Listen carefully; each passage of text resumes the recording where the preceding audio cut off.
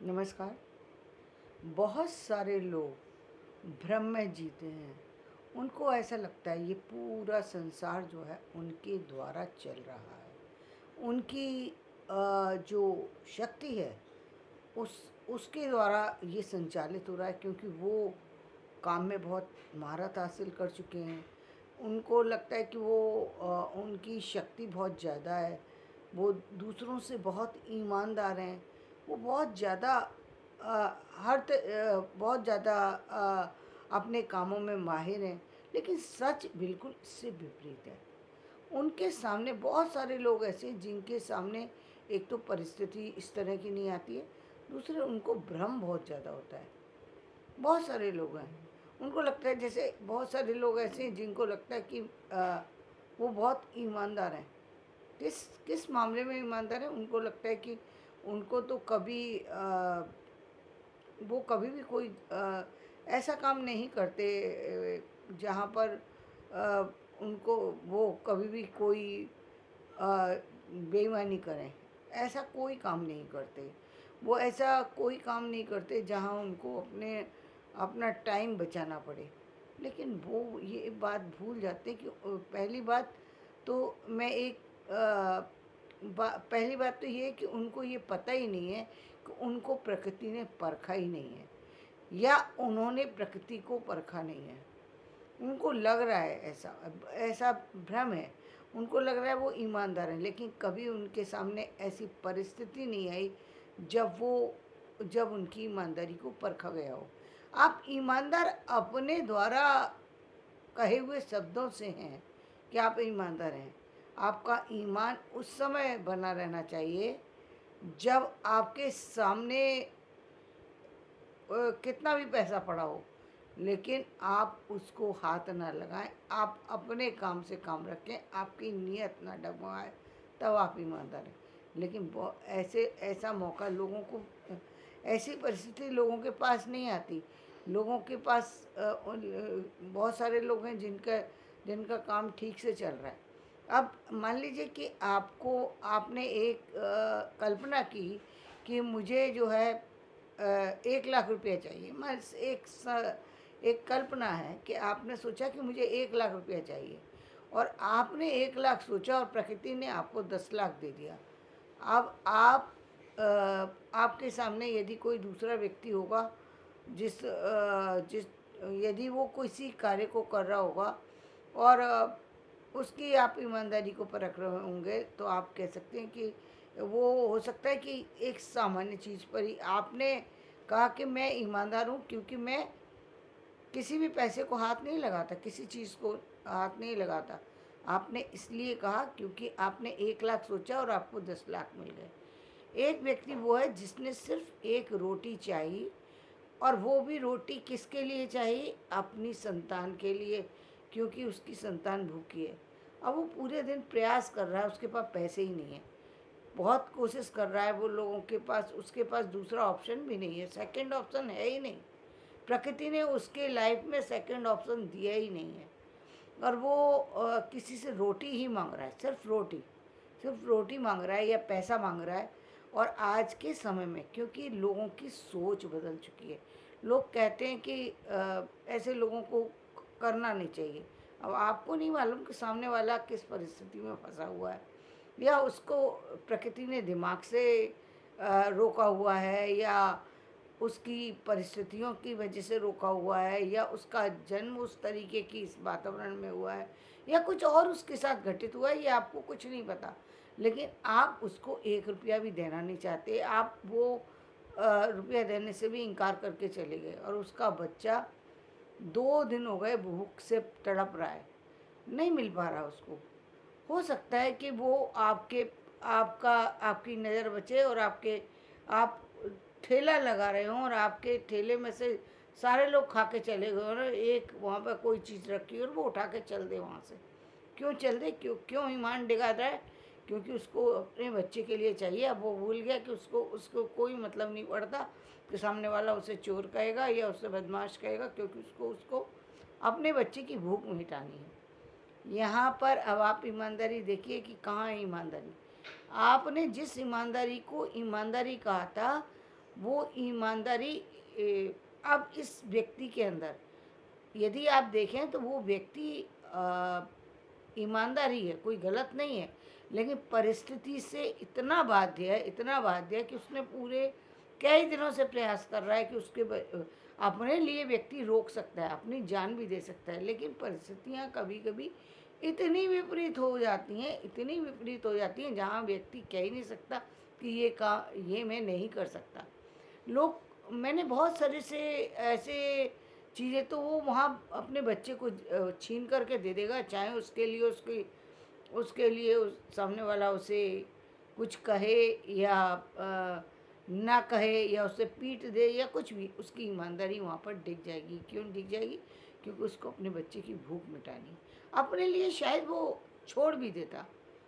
तो मुझे लगता है कि इन दोनों में जिसने 1 लाख मांगा और 10 लाख मिल गए, तब उसका ईमान नहीं दिखेगा। यदि उसने 1 लाख मांगे और उसको 1 लाख नहीं मिले और दूसरे के 2 लाख रखे, वो व्यक्ति हो सकता है कि उसको उठा ले। क्यों? क्योंकि आज की दुनिया में आप इस तरीके के लोगों को, बहुत सारे लोगों को देख रहे हैं जो अपने आप को ईमानदार कहते हैं, ईमानदार है नहीं। मौका ही नहीं मिला उनको, मौका मिलता है तो उनकी ईमानदारी 1 मिनट में हट जाती है। वो लोग असली में गलत हैं, लेकिन व्यक्ति अपने आप को क्या कह रहा है? मैं ईमानदार हूँ, ईमानदार हूँ। ईमानदार नहीं है, ये ईमानदारी नहीं है।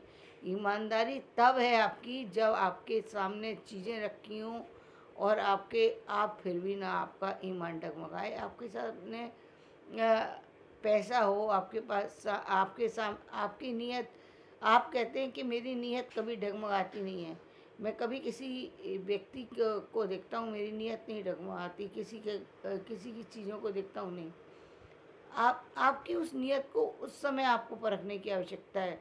आपको अपने क्रोध को उस समय परखने की आवश्यकता है जब कोई व्यक्ति आपको आहत करे और फिर आप क्रोधित ना हो, तब आपका क्रोध को हम कह सकते हैं कि आप जो है उस पर जो है आप पेशेंस रख सकते हैं। बहुत बार हम सामने वाले को गलत घोषित कर देते हैं, सिर्फ किस लिए? क्योंकि हमें लगता है कि हम बहुत ईमानदार हैं, हम बहुत अच्छे इंसान हैं, हम अपने बारे में कुछ गलत राय व्यक्ति बना लेते हैं। कई बार उनको लगता है कोई काम किया और वो सफलता मिल गई उस काम में, बहुत बार लगता है। बहुत बार आप ऐसे समझ सकते हैं, जैसे जनरली आप देखते हैं कि कुछ लोगों को जब भी किसी काम को स्टार्ट करते हैं उस काम में सफलता मिल जाती है, तो उनको ये भ्रम होता है कि सारे कार्य मेरे द्वारा चल रहे हैं, ये सारी दुनिया मेरे द्वारा संचालित हो रही है। यहाँ मैं तो जिस काम में हाथ डालता हूँ वो काम सफल हो जाता है। ये आप नहीं कर रहे, ये आपके द्वारा नहीं चलाई जा रही। आपकी वो परिस्थितियाँ आई नहीं जिसमें आपको परखा जाएगा। अभी तो आप वो काम कर रहे हैं जिस काम को के लिए आपको प्रकृति ने बनाया, इसलिए आप उस काम को कर पा रहे हैं। आपको वो वक्त ही नहीं दिया प्रकृति ने जब आपको किसी ऐसी सिचुएशन से गुजरना पड़े जहाँ पर आपके सामने आप बहुत मेहनत करें लेकिन काम में सफल ना हो। ऐसी परिस्थिति नहीं आई, इसलिए बहुत सारे व्यक्तियों को बिना देखे गलत बता देते हैं, बिना चीज़ों को परखे। हो सकता है सामने वाला व्यक्ति बहुत काबिल हो, लेकिन कई बार बहुत काबिलियत रखी रह जाती है। क्यों? क्योंकि प्रकृति ने उसको दंडित किया हुआ है। प्रकृति कुछ और देखती है, व्यक्ति कुछ और देखता है।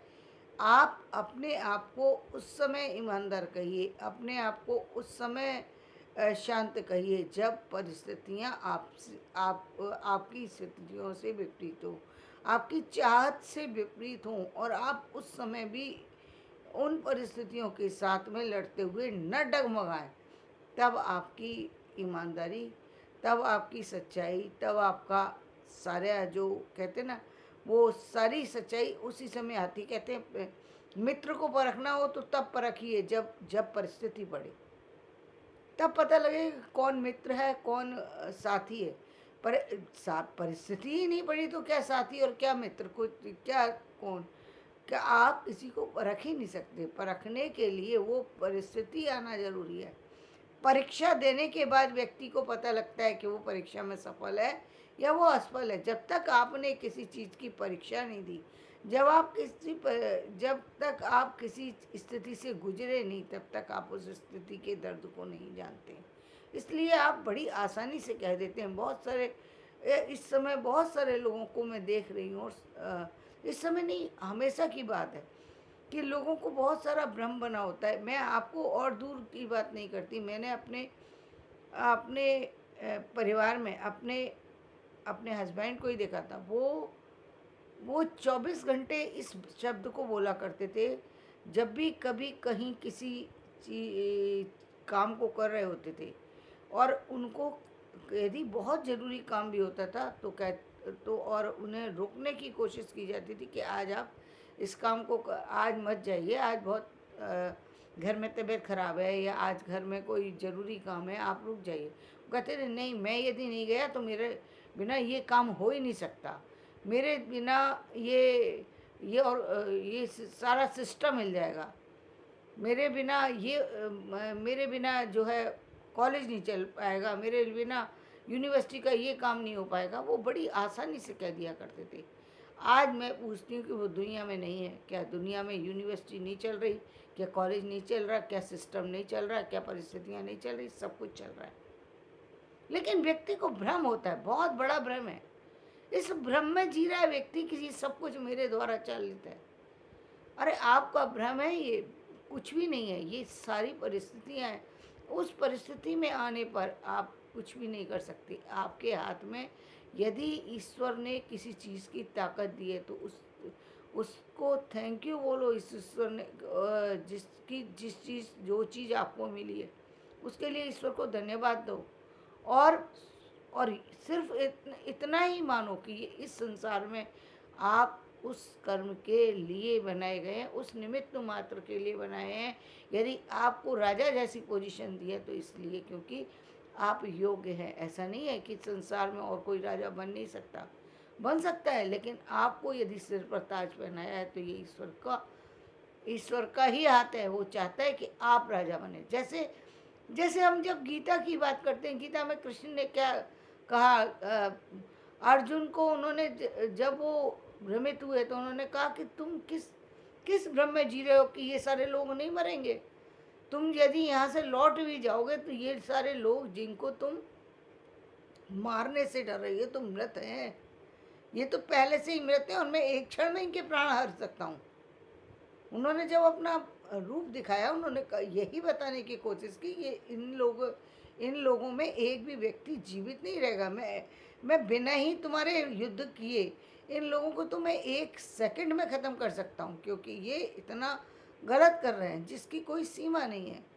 तो उनको नष्ट करना मेरे बाएं हाथ का खेल है। लेकिन क्योंकि मैं तुमको इस युद्ध में हारा हुआ नहीं देखना चाहता, क्योंकि मैं ये बताना चाहता हूँ दुनिया में कि धर्म की विजय होती है। मैं चाहता हूँ कि धर्म के लिए लोग क्या क्या किस तरीके से लड़ाई करते हैं और अधर्म के लिए व्यक्ति कहाँ तक जा सकता है। तो मैं दोनों को दिखाना चाहता हूँ, इसलिए मैंने तुमको इस रथ में युद्ध करने के लिए तैयार किया है। तुम्हारे हाथ में धनुष दिया और खुद मैं उस तुम्हारे रथ को चला रहा हूँ। तो ये रथ चल रहा है, चलाने वाला तो रथ चला रहा है और तुम तो सिर्फ उस कार्य को कर रहे हो। व्यक्ति सिर्फ भ्रम में जी रहा है। उस परीक्षा की तैयारी करो जो परीक्षा होने वाली है।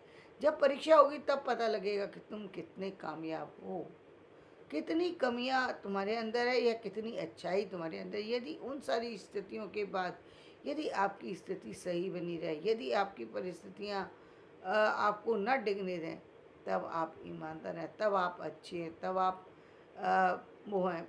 लेकिन ऐसा हो ही नहीं सकता कि परिस्थितियाँ पढ़ने पर चीज़ें न बदलें, विचार न बदलें। विचार बदल जाते हैं लोगों के, चीज़ें बदल जाती हैं। इसलिए अब बहुत ज़्यादा अपने बारे में राय देने की कोशिश ना करें। अपने बारे में राय देने की हमेशा दूसरे को छूट देनी चाहिए। और इसीलिए कहा है कि निंदक नियरे राखिए। क्यों? क्योंकि वही लोग आपको बता सकते हैं कि आपके अंदर कितनी अच्छाई है और कितनी बुराई है। आप अपने बारे में तो बहुत कुछ कह सकते हैं, उसमें कहने की कोई बात ही नहीं है। व्यक्ति अपने बारे में बहुत कुछ कह सकता है, मैं ये हूँ, लेकिन नहीं, ऐसा कुछ भी नहीं है। दूसरे ही लोग आपको परखते हैं, परिस्थितियाँ ही आपको परखती हैं, उस समय पता लगता है।